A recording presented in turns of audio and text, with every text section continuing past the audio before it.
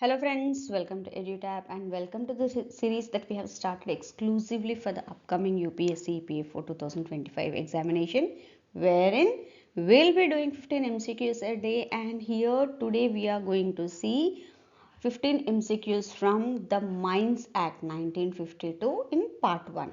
Now, why is this series important, or why is this topic important as such? See, when we look at the questions that are asked in the UPSC EPFO exam, be it APFC or EO or AO examination, generally close to 15 plus questions are asked out of 120. Now, the component has very high weightage, as you can see here, and has good scoring potential as well. Even if you cover basics also in a good manner, you'll be able to resolve 10 plus questions here.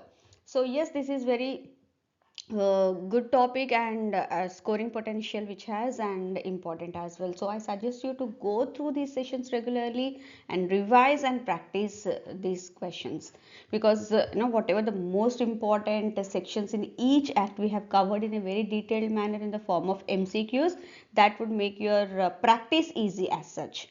Okay, along with that, we are expecting the notification for both the APFC and EO or AO exam in 2025 very soon.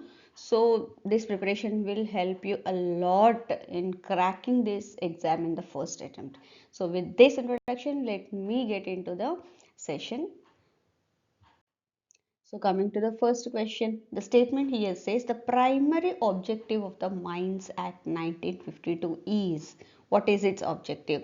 See, when it comes to the objective of the Mines Act, why it was launched? Majorly to amend and consolidate the law relating to the regulation of labor and safety in mines, because we all know mines, they have to get into such kind of places also where meager oxygen and water supply would be there, and really it's very difficult. So वहाँ पे काम करना मतलब उस तरह के conditions में वो थोड़ा अलग सा है, तो उसी तरह से उनको compensation भी होना चाहिए, उसी तरह से उनको facilities भी मिलना चाहिए, उसी तरह से उनको एक obviously mines में करना मतलब safety issues, तो वो and mines it comes under the appropriate government, central government ही है. इतने दिन अगर आपको याद है, हमने इतने सारे एक्ट्स किए हर जगह पे जहाँ पे भी अप्रोप्रिएट गवर्नमेंट है, oil fields, mines, defence, right, इन तीनों का स्पेशली इनका जो अप्रोप्रिएट गवर्नमेंट है that would be central government. Here also in this case it is central government, and here the primary objective is only B, that is only two, that is amend and consolidate the law relating to the regulation of labor and safety in mines. So moving on to our next question. According to the Mines Act, which of the following definitions is correct? An adult is defined as the person who has completed his 21st year. ये गलत है क्योंकि ये 18th year, अगर 18 years complete हो गया है तो then that person can be called as an adult. So ये false है. Okay, a reportable injury refers to an injury that results in the absence of the injured person from work for at least 48 hours. ये भी गलत है क्योंकि ये 72 hours है, and then कुछ serious injury हुआ है and all that, then they'll consider this. Okay, a week is defined as a period of 7 days beginning at the midnight of Saturday night or as approved by the chief inspector. ये true है, ये यही है. Reportable injury, यहाँ पे हमने बोला गलत है 48 आवर्स, और यहाँ पे दूसरा डेफिनेशन दिया है, yes that involves enforced absence of the injured persons from the work for period of 72 hours और मोर. ये ट्रू है, ये हमने अभी देखा ही था जब डिस्कस कर रहे थे. So here only 3 and 4 are correct, so that is C is the correct answer. Now coming to the next question, which focuses on section 3 of the Mines Act 1952, wherein it says that ये act कुछ certain cases में applicable नहीं होगा. वो कौन से cases हैं? So ये according to section 3 of the Mines Act 1952, the provision of the act shall not apply to. देखते हैं statements.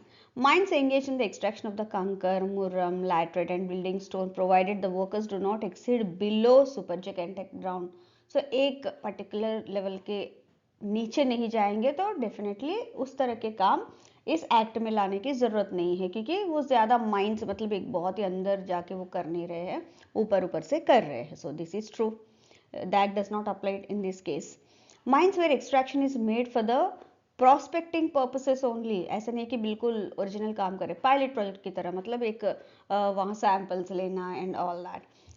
Provided the depth of the excavation does not exceed 15 meters for coal and 6 meters for other minerals. So this is also very much true. Okay जब prospecting purpose के लिए जब करते हैं तो थोड़ी बहुत उनको डिग करके देखना पड़ता है, सैंपल्स वो सब लेना पड़ता है. सो उस केस में this is applicable. So the act does not apply for such cases. Mines employing more than 50 persons in open cast workings provided explosions are not used. Explosions नहीं भी use करेंगे फिर भी 20 plus है तो definitely the act would apply. So this is false.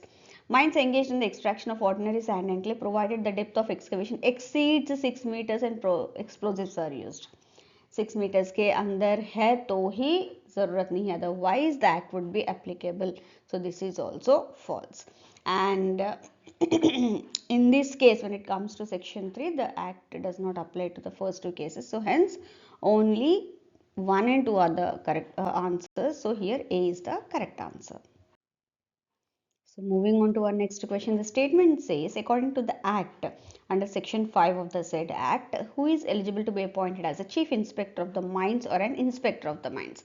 Now when we talk about this, central government, because it is appropriate government, they may appoint such a person as the inspector of mines or the chief inspector of mines based on the prescribed qualifications that are required.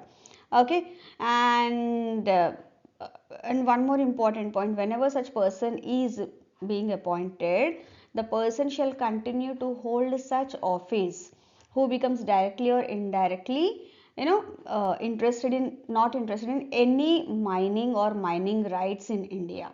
Okay, only then that particular person will be eligible for such post, that is chief inspector, and he'll be doing the or performing the duties as per the rules and regulations that are laid out by the central government, because that is the appropriate government here, and they will be considered as the public servants within the meaning of the Indian Penal Code. So in this case, a person with the prescribed qualifications and no direct or indirect interest in any mine or mining rights in India would be appointed as the chief inspector.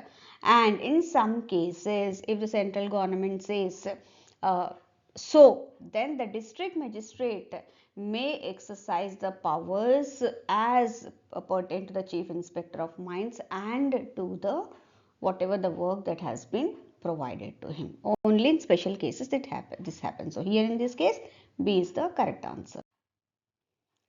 So coming to the next question, section 6 of the said act, wherein functions of the inspectors will be looking into. Consider the following statements regarding the function of inspectors under section 6 of the act. Which of the following statements given below is or are correct? The chief inspector can delegate specific powers to any inspector or class of inspectors with the approval of the central government. Yes, this is very much true.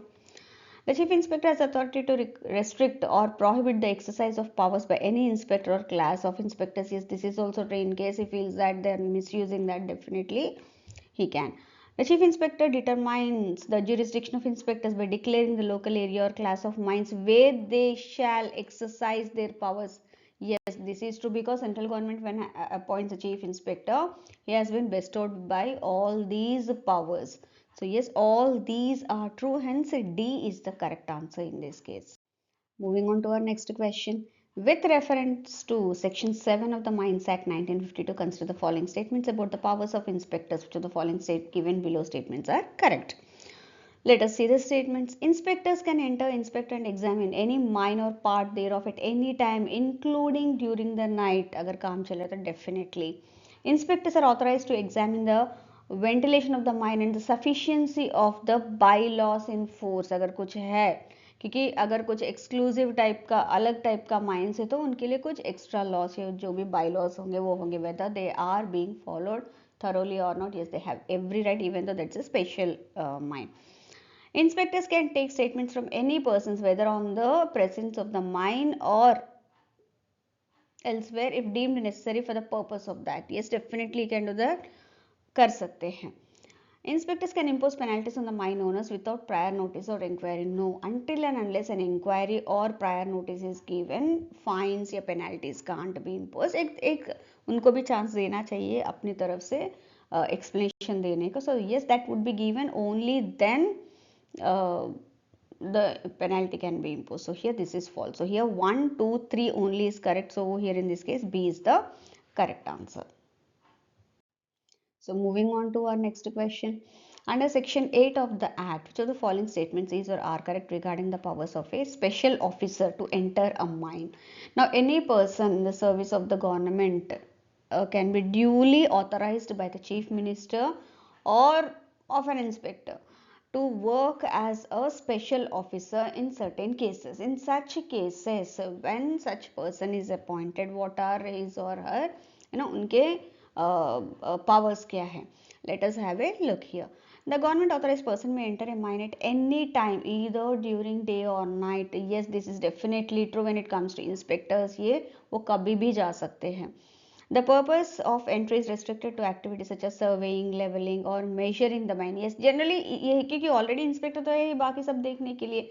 So other than that जो purpose है, leveling, surveying करना या फिर सही से हो रहा है कि नहीं, as per that वो 6 meters के अंदर है या उससे ज़्यादा है तो act वाला वो सब देखना है, तो उनको कुछ सब देखना पड़ेगा ना किस तरह से measurements and all वो सब है mine का, वो इनका काम है.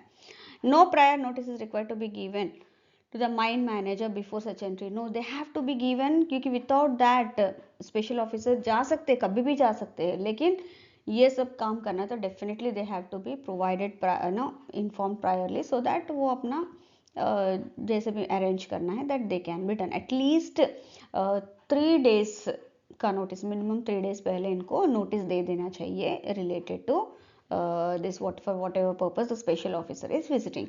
So here only 1 and 2 are correct. So A is the correct answer.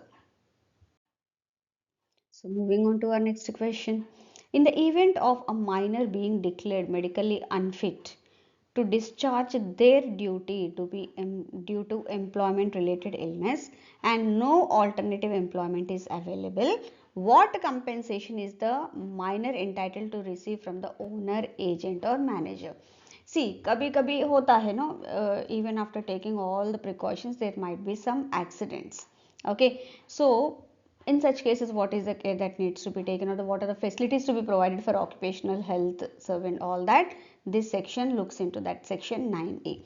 The chief inspector or an inspector may undertake safety and occupational health survey in mine after giving a notice. उनको सही से notice देंगे तो कभी भी day and night में कभी भी वो जाके वो survey कर सकते हैं. And the time spent by any person employed in a mine who is chosen for the examination in the safety and occupational health survey shall be counted towards his working time. जो भी वो time इस survey के लिए दे रहे, that also उनको पे कर सकते हैं, पे करना पड़ेगा उनको. So however that any overtime shall be paid at the ordinary rate of wages. So अगर कुछ ज़्यादा देर भी बैठना पड़ा इनके साथ वो survey के दौरान, he'll be paid as an extra time भी बैठना पड़ा, but still the person will be paid at ordinary rate of wages but not as overtime because काम नहीं करे they participating in the survey. And examination के बाद जब medically unfit होंगे, then any person when he is found medically unfit to discharge the duties shall be entitled to undergo medical treatment. क्योंकि उसी time जब वो जॉब में थे तभी उनको that has been diagnosed. So definitely जो medical treatment होगा that all would be provided at the cost of the owner of the mine. कभी कभी agents, क्योंकि agents वो लेते हैं ना mine को लीज टाइप का लेके काम करवाते हैं वो, या फिर मैनेजर जो वहाँ कर रहे हैं will be considered as the main person there. So वो सब उनके ट्रीटमेंट उनको देना पड़ेगा at the cost of them and with full wages. Okay, जो भी उस पीरियड ऑफ ट्रीटमेंट का होगा फुल वेजेस के साथ करना पड़ेगा. Now, if even after the treatment the person is declared medically unfit, then definitely उनको एक alternative employment देना पड़ेगा in the mine in for which that person is medically fit. कई बार ऐसा होता है ना, एक मेडिकल, अच्छा इनका वेट इतना होना चाहिए, इनका बीपी इतना होना चाहिए and all that, only then that person is eligible to get into the mine for work. Otherwise वो ऑफिस जॉब, डेस्क जॉब के लिए बिल्कुल कोई प्रॉब्लम नहीं है. सो जिस चीज़ के लिए वो मेडिकली फिट है there they have to provide an alternative employment. अगर नहीं प्रोवाइड करे टिल द टाइम, अगर कोई इमीडिएटली अवेलेबल नहीं है alternative employment, in such cases एक डिसेबिलिटी अलाउंस उस पर्सन को उनको देना पड़ेगा. So here in this case a disability allowance until alternative employment is found is to be given to that person. So here B is the correct answer. So moving on to our next question from section 11, wherein the central government may appoint qualified medical practitioners to be certifying surgeons for mines. So here this statement, एक scenario दिया है. The central government has appointed Dr. X as a certifying surgeon under this act, the Mines Act. Dr. X wants to authorize Dr. Y, a qualified medical practitioner, to exercise some of his powers under that. Yes, that can be done. एक doctor certified surgeon आने के बाद अगर जहाँ पे भी ज़रूरत पड़ी तो डेफिनेटली वो कर सकते हैं, अपॉइंट कर सकते हैं वर्क के लिए, but again with the approval of the central government. Yes, this is okay. However, Dr. X is also the owner of a mine in the nearby area. Now, what is the correct course of action in this scenario? Now, whenever a certifying surgeon is appointed by the central government, that person should not become the owner, agent or manager of a mine directly, indirectly. उसका कोई interest नहीं होना चाहिए in the process of mining and all that business में, and therefore that particular person is not eligible. Okay, connection भी नहीं होना चाहिए. So in this case, the central government should revoke Dr. X's appointment as a certifying surgeon due to his conflict of interest. So D is the correct answer. He can authorize, कर सकते हैं, as I have said and all that, but he cannot have an interest in the business of mines. So here D is the correct answer. So moving on to our next question. Consider the following statements regarding the committee constituted under section 12 of the said act. Which of the below given statements is or are correct? Now yes, the central government shall constitute a committee, whenever required in resolving कुछ काम के लिए, कुछ specialized काम के लिए, so definitely they can go for the committee arrangement. Okay, constitution. So here let's see the statements. The committee is chaired by government appointed official who is neither the chief inspector nor an inspector. क्योंकि उनसे नहीं हो रहा तभी तो committee आ रहा है, तो definitely वो नहीं होंगे. This is very much true. The chief inspector of mines is an ex officio member of the committee. But yes, वहाँ का पूरा information ये सब उनको सबसे ज़्यादा रहता है कि किस तरह से करते हैं and all that. So definitely they should be made a member. तो member रहेगा. The committee includes equal representation from both mine owners and miners. So minimum यहाँ पे 2 people होना चाहिए from the miners, okay, interest of the owners of the mines appointed by the central government, and 2 qualified mining engineers भी होना चाहिए who are not directly employed in the mining industry. Okay, so 2 each होना चाहिए. Yes, this is also true. Only individuals directly employed in the mining industry are eligible to be appointed as mining engineers in the committee. No, mining engineers not directly employed in the mining industry would be appointed. वो ज़रूरत है. तो yes, this is false. So here only 1, 2, 3 only are correct. So here in this case, C is the correct answer.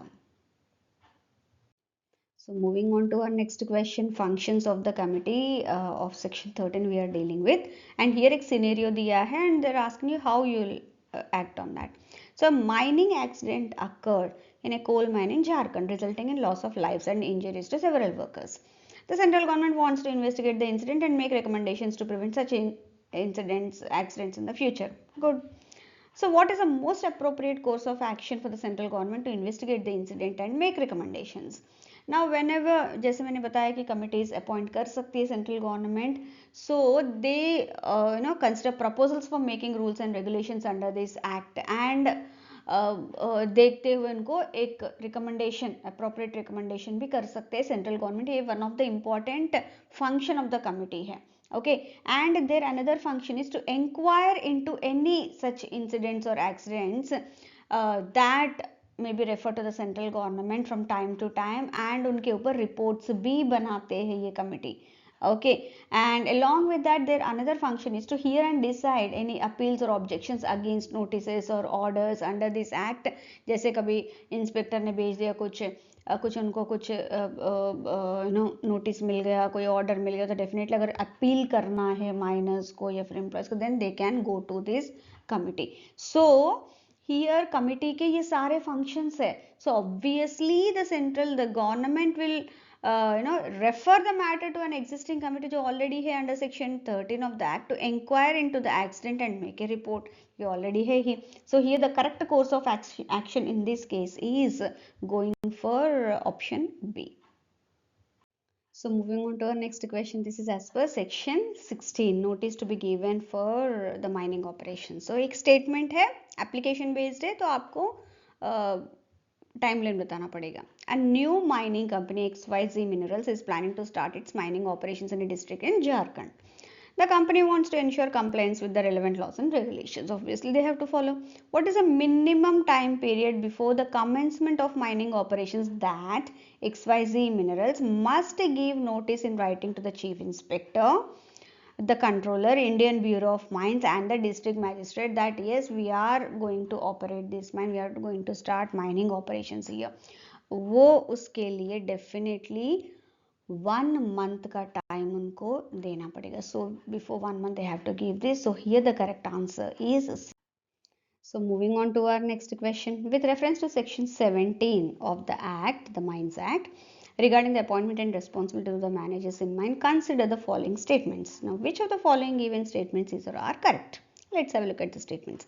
Every mine must have a sole manager who meets the prescribed qualifications, obviously, because वहाँ कुछ भी होता है तो someone should be there to look after. So definitely this is true. The manager is responsible for the overall management, supervision and direction of the mine. Yes, this is also true. Any instructions given by the owner or agent to the manager must be confirmed in writing. ऐसा नहीं कि बोल दिया है उसके बाद they can take their words back. So इसलिए everything should be the instructions, be it the owner or the agent. If manager को दे रहे, that should always be in writing. Okay. The owner or agent of a mine cannot appoint themselves as a manager under any circumstances. No, under certain circumstances they can appoint themselves as manager जो supervise, क्योंकि छोटे मोटे है तो वो अलग से क्यों करेंगे, खुद से ही कर सकते हैं. तो definitely अगर prescribed qualifications है तो definitely they can be appoint themselves as manager. So here only 1, 3, 4 are true. So A is the correct answer. So moving on to our next section, that is section 19, drinking water किस तरह से रखना है, कैसे रखना है, all that.